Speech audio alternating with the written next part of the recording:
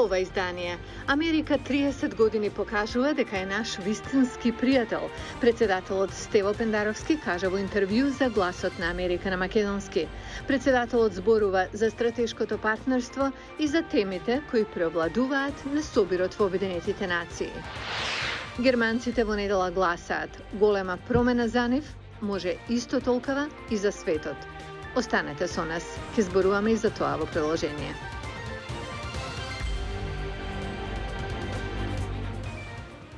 Добро вечер, ова е ТВ журналот Newsflash на Гласот на Америка на македонски. Јас сум Лилица Китановска.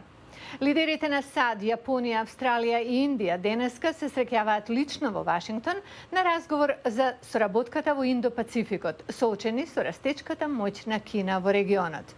Лидерите на овој безбедносен диалог, наречен Quad, виртуелно се сретнаа во март, но денешната средба е прва физичка средба.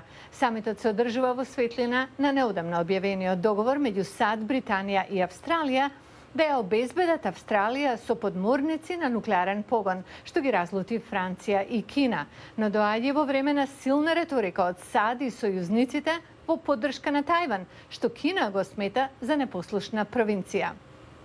А сега, одиме со ексклузивното интервју со председателот на Северна Македонија Стево Пендаровски, што за Гласот на Америка на македонски го направи Јане Бојаджиевски.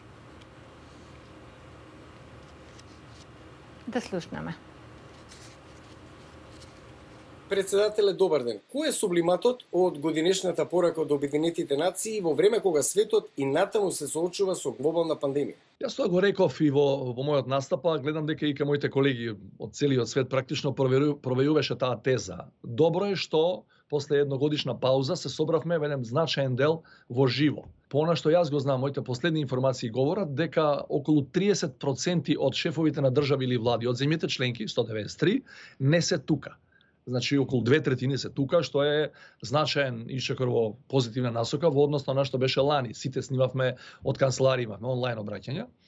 Тоа ни овозможува со сите рестрикции кои државата Њујорк ги наметнува врз сите нас, да имаме и билатерални средби, особено со оние државници кои доаѓаат од земји со кои немаме толку често прилика да се среќаваме, и ова е уникатен собир, веќе најголема меѓународна организација. Дали очекувате од новата американска администрација во Вашингтон, предводена од председателот Бајден, да го задржи фокусот и интересот кон Балканот? Зошто е тоа важно, особено во време на предизвици за регионот, како македонско-бугарскиот за почеток на преговори со Европската унија или српско-косовското прашање? Да бидам искрен, ние се уште очекуваме поголемо присуство на новата американска администрација на Западниот Балкан. Знаеме да не се повторуваме и да не влегуваме назад се во историјата, зашто претходната администрација имаше еден специфичен, да го наречам со дипломатски речник, еден дискурс на гледање на западно-балканските работи. Па дури слушавме од време на време и идеи за евентуална промена на граници или размена на луѓе и територии. Од оваа администрација тоа не го слушаме. Меѓутоа, до овој момент се уште не гледаме поголемо присуство на американската дипломатија на терен, освен оние што се перманентни представници на таа држава во сите 6 држави од Западниот Балкан. Веројатно причината за тоа е се уште оваа ковид ситуација, која не сме до крај, ни еден од нас не е до крај слободен да прави, да има активности, да планира активности во обем и со интензитет како што беше пред 2020-та. Меѓутоа и конечно и нова е администрацијата од колку веќе нема од оваа година, од јануари има тука луѓе кои, вклучително и самиот председател Бајден, кој има директно, лично искуство со Балканот. Председателе, прифаќањето на афганистански бегалци од Северна Македонија е врвен етички момент. Но дали е дел од некој договор, партнерство, важно со НАТО, уште поважно со САД, со што Македонија се наметнува сега некако корисник, туку придонесувач со сојузниците и во лошо и во добро? Станува збор за една генерална одредба. И кога влегувате во НАТО, уште повеќе, меѓутоа и пред да станете членка, додека сте кандидат, нешто слично се случува или би требало да случува како кога се кандидат за Европска унија. Ние, например, изминативе 5-16 години, за жал, толку стана, сме кандидат за Европска унија, за членство, не сме членки, но имаме обврска уште како кандидат да се усогласуваме со незината надворешна политика, таму кај што тие имаат усогласен став.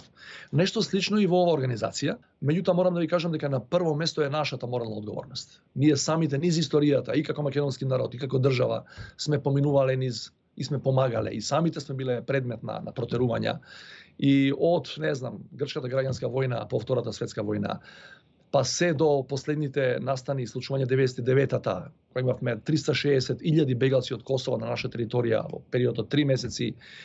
Знаеме што значи да си бегалец и знаеме што значи кога ќе подадеш рака.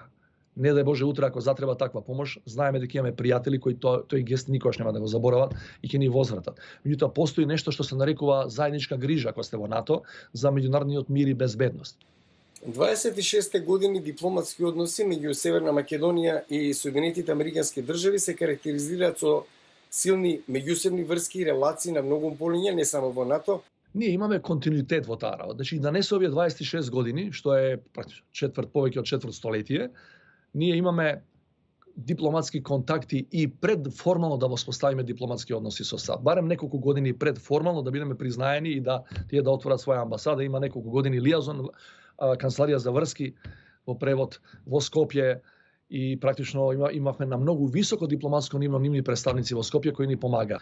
Така што тие чинови на американската дипломатија од раните 90-ти никогаш не може да ги заборавиме и не попусто велиме дека без поддршката на САД во изминативе 30 години од нашата независност, особено кога ни беше најтешко, прашање е каква и дали ќе имавме македонската независност. Значи, не само за рамковниот договор, имаме стратешко партнерство 2008, константно помагање да влеземе во НАТО конечно, активности за сцена да ги наречам пред Преспанскиот договор да биде постигнат и така натаму. Значи, Америка 30 години наназад покажува дека е наш вистински пријател.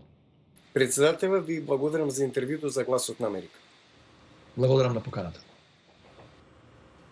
Германија гласа внедела. Очите на светот се свртени натаму, зашто Ангела Меркел се гледаше како на столб на стабилноста во Европа изминатите 2 децении. Хенри Риджвел има повеќе за ова. Берлин со сончеви денови на крајот од летото. По 16 години време е за канцеларката Ангела Меркел да се повлече. Таа и натаму е популарна, но нејзината партија е исправена пред предизвици.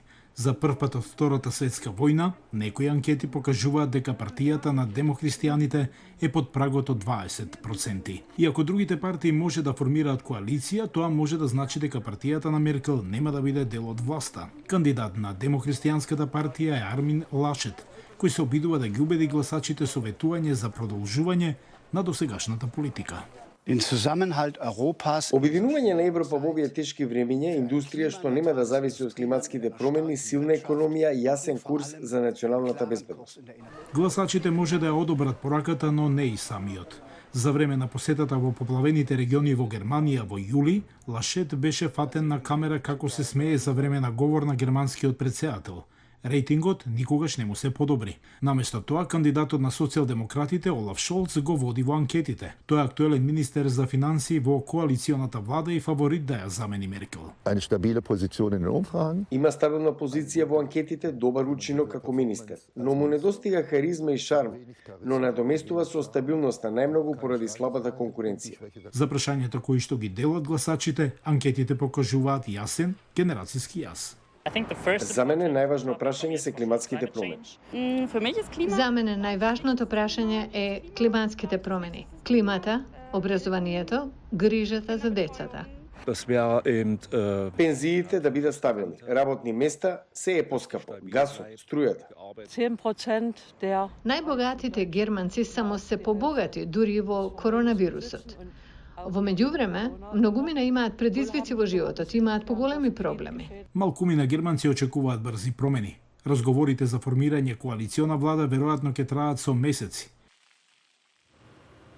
И за крај, подсетник дека целото интервју со председателот Пендаровски можете да го најдете на другите наши платформи. Пријатно од мене и убав викенд.